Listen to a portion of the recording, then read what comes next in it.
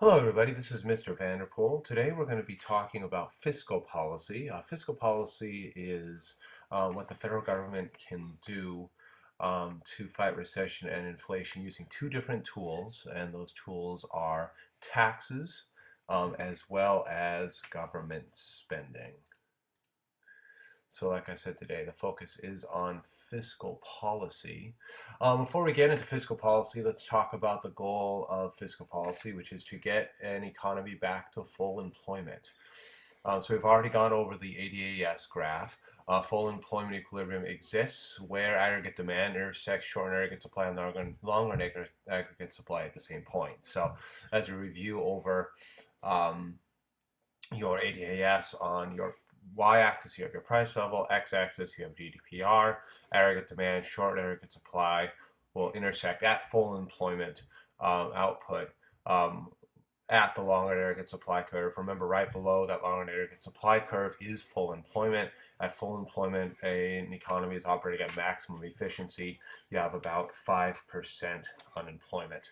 So let's take a look at fiscal policy. So fiscal policy is government efforts to promote full employment and price stability by changing government spending and or taxes. So there are two different tools in fiscal policy, government spending as well as taxes. And there's two different economic problems as well.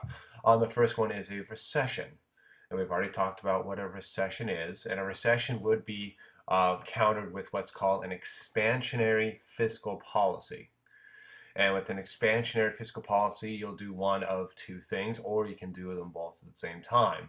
You can increase government spending, and or you can decrease taxes. Now, doing this, it's probably going to be due to more of a budget deficit because the government's spending more money, but they're bringing in less money because you have a decrease in taxes. Now, according to Keynesian thought, that's okay. You can go ahead and deficit spend. You can have budget deficits. You can ring up debt in a recession. And that's necessary in order to push the economy out of recession, get it back to full employment, and ultimately, once you do that, you'll collect more tax receipts and you'll be able to pay down that debt.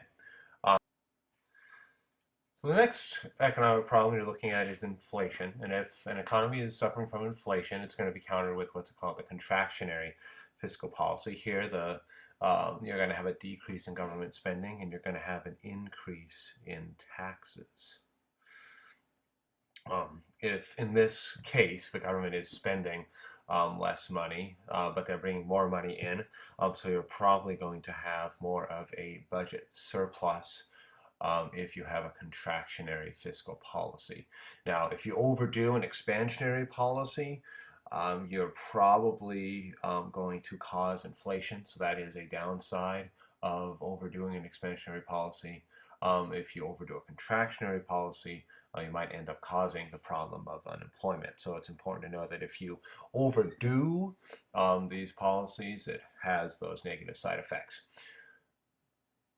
So this is a picture of who is in charge of fiscal policy. You've got the Congress and you've got the President of the United States. Both of them are in charge. So let's go ahead and take fiscal policy and relate it to aggregate demand, aggregate supply.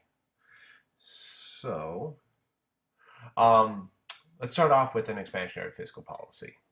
So the first thing we're going to do is we're going to start off with an aggregate demand, aggregate supply curve, and it's going to be in a recessionary gap.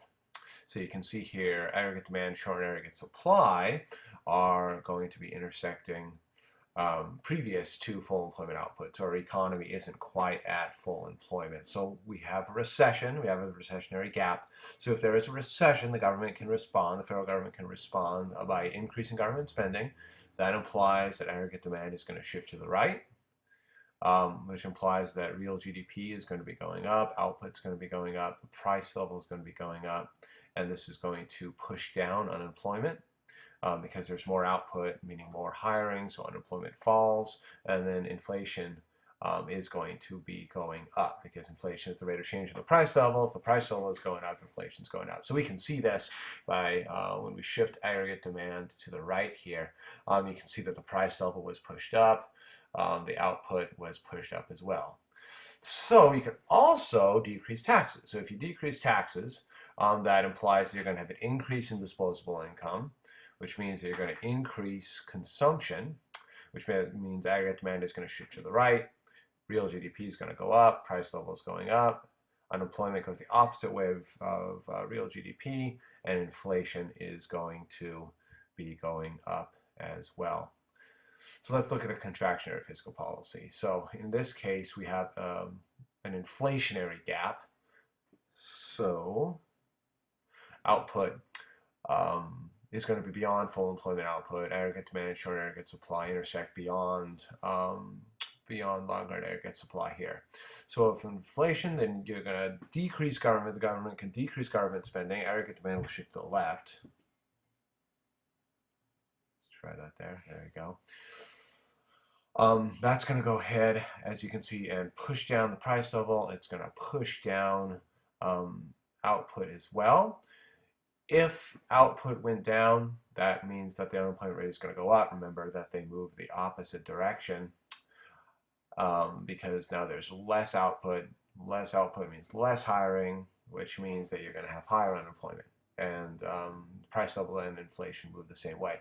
Another option the federal government can do is they can increase taxes. If they increase taxes, that's going to lower disposable income, which implies a drop in consumption, which implies aggregate demand shifts to the left. Real GDP goes down, price level down, unemployment up, and inflation down. Now, there's a couple types of fiscal policies. You have discretionary and automatic fiscal policies. So discretionary fiscal policies are increasing or decreasing government spending and or taxes in order to return the economy to full employment output. Discretionary policy involves policymakers doing fiscal policy in response to an economic problem. So Congress and the president are taking action. They see a problem and they actually have to take action. A couple of years ago, there's a piece of legislation called the American Jobs Act that the president proposed where it was a variety of tax cuts and government spending. That would be an example of discretionary fiscal policy where the federal government at least attempted to take some action in response to economic problems. Another type of fiscal policy is automatic fiscal policy. There's a few good examples of this. Unemployment compensation is one good example. This is an example of an automatic stabilizer because when people lose their jobs, they receive income so they can spend money. We have a growth in consumption and it keeps aggregate demand up. Manipulating marginal tax rates can also change. It also is a good example of automatic fiscal policy. Generally, a more progressive tax rate in which the rich are taxed at a greater percentage of their income than the poor is considered a little bit more stable. That's debatable, however. So if you're looking at, once again, unemployment compensation, marginal tax rates, they're good examples of automatic fiscal policies. They help mitigate the effects of recession and inflation. This automatic fiscal policy takes place without policymakers having to respond to current economic problems because they already have these systems in place. So discretionary, Congress and the president have to actually come together. They have to take action based on a problem, whereas automatic means that they've already created the system and the system automatically responds to these economic problems. So now let's look at some of the weaknesses of fiscal policy. Lags are a big weakness. So you have an inside lag. It takes time to recognize economic problems and to promote solutions to those problems. It takes time to see problems in the economic data. There's also the outside lag. It takes time to implement solution to the problem. And that's a big lag, especially in fiscal policy, because you got to remember you have 435 members of the House, you have 100 senators, you have one president. So you have a lot of people that are in charge of fiscal policy, and they have to come to some sort of agreement on what to do. And that can be very difficult to do. So the outside lag is a big weakness of fiscal policy. You have political motivation. Politicians face re-election, they're more likely to support, in general, an expansionary rather than a contractionary fiscal policy. Politicians, because they seek re-election, are going to be very concerned about the short term. They're going to want to cut taxes. They're going to want to spend money. Lots of times you'll have what's called pork barrel spending, where they're spending money on what many would consider to be frivolous things. And this kind of what's called, like I said, what's called pork barrel spending is frowned upon by people in many different political camps.